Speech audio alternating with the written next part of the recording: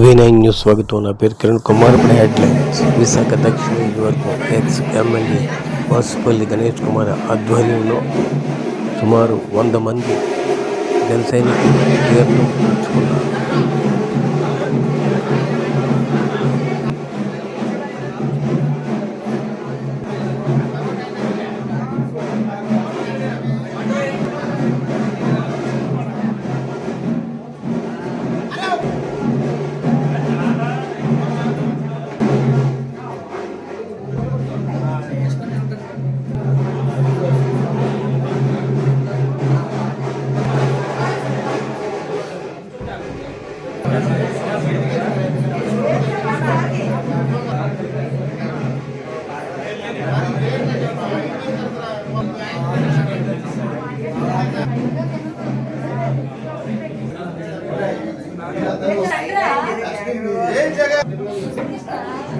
వాసుపల్లి గారి నాయకత్వం, వాసుపల్లి గారి నాయకత్వం, జై జగన్.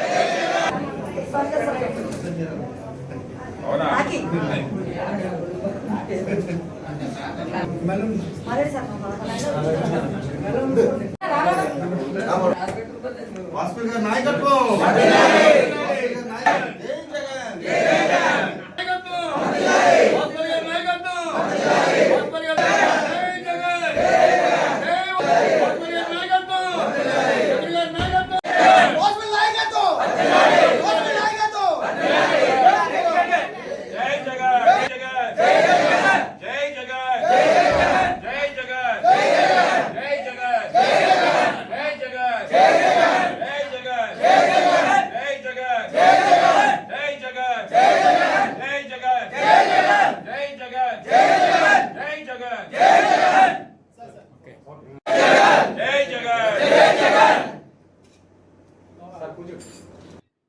ఇక్కడ ఉండే వాళ్ళు ఒక్కొక్కరు కూడా ఒక 100 ఓట్లు 200 ఓట్లకి జవాబుదారీ తాను వహించగలిగే కెపాసిటీ ఉండే ద గ్రేట్ లీడర్స్ అని చెప్పి చెప్పచ్చు అన్నమాట.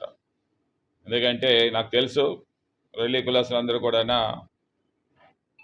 నాకు అపారమైన అనుభవం ఉంది వాళ్ళతోటి. ఈరోజు వాళ్ళందరూ కూడా మా పార్టీలో జాయిన్ అవడం నిజంగా చాలా ఆనందంగా ఉంది. మా సంతోషి గారు మహిళా లీడరు, దశమంతుల సంతోషి గారు సీనియర్ లీడరు, 30వ వార్డు దశమంతుల గారు అధ్యక్షతన వీళ్ళందరి సమక్షంలో ఈరోజు కొత్త రక్తం వైఎస్ఆర్సీపీ పార్టీలోకి వచ్చిందని చెప్పాలి. దీంట్లో కొంతమంది జనసేన నాయకులు కూడా దీంట్లో ఉన్నారు. మరి మనందరికీ తెలిసిందే, ఏ పార్టీని నిందించవలసిన నెసెసిటీ లేదు. ఎందుకంటే అనుకున్నది ఒకటి, జరిగింది ఒకటి జరుగుతూ ఉంది. 2 సంవత్సరాలు అయిపోయింది. కూటమి ప్రభుత్వంలో చాలా చేస్తారు. ఏదైనా సరే ఒక పేదరికలు ఉండేవాళ్ళు ఎప్పుడు కూడా పేదరికలు ఉండేవాళ్ళు అనేది కాదు, గొప్పవాళ్ళు అయినా సరే ఏదైనా గవర్నమెంట్కి వచ్చే ముందు మేనిఫెస్టో చూసి మనం ఓటేస్తామన్నమాట. అప్పటి వరకు ఎంత మంచి నాయకుడు ఉన్నా కానీ, నేతృత్వంలో ఉన్నా కానీ, రాముడు లాంటి నాయకత్వంలో ఉన్నా కానీ మేనిఫెస్టో ఏమో కొంతమందిని ఏదో ఆశ చూపుతుందన్నమాట. ఆశ అనేది మనిషికి పెద్ద జబ్బు అనమాట. ఆ ఆశతో చాలామంది మా ఓటర్స్ని లాక్కున్నారన్నమాట. కానీ తీరా చూస్తే ఈరోజు వరకు కూడా ఆ 6 ఏదైతే సూపర్ 6 అన్నారో ఒకటి కూడా వాళ్ళు చేయలేకపోయారు.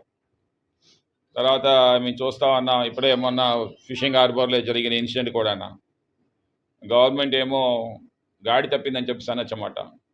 రూలింగ్లో పూర్తిగా ఫెయిల్యూర్ అవుతూ ఉందన్నమాట. వాళ్ళ ఐడియాలజీ, ప్రజల ఐడియాలజీ ఏంటనేది గుర్తించడం మనిషి.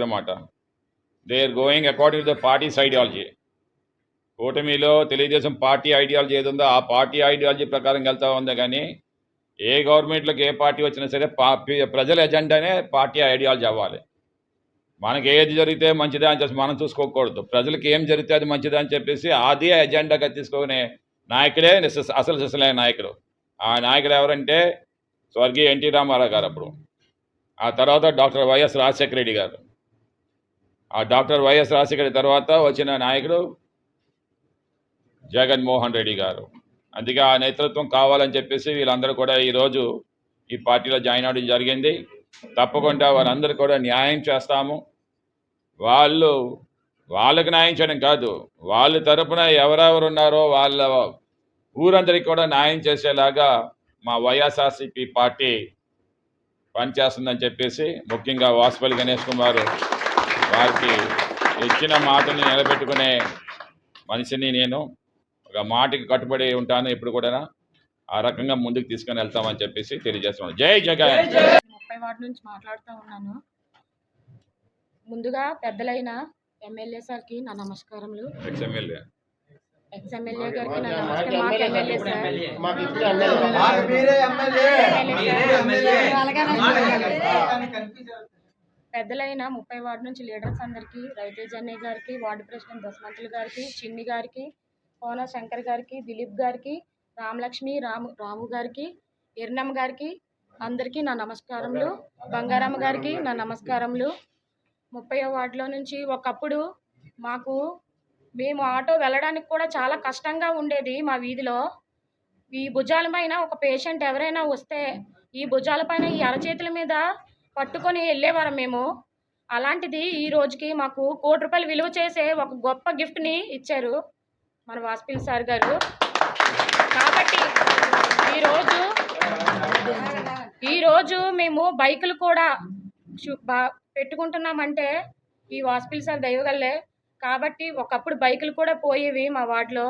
కాబట్టి ఇంకా వచ్చే 2029లో ఇలాంటి లీడర్ని మళ్ళీ గెలిపించాల్సిందిగా మన 30 వార్డు బాయ్స్ అందరినీ కోరుకుంటూ సెలవు తీసుకుంటున్నాం.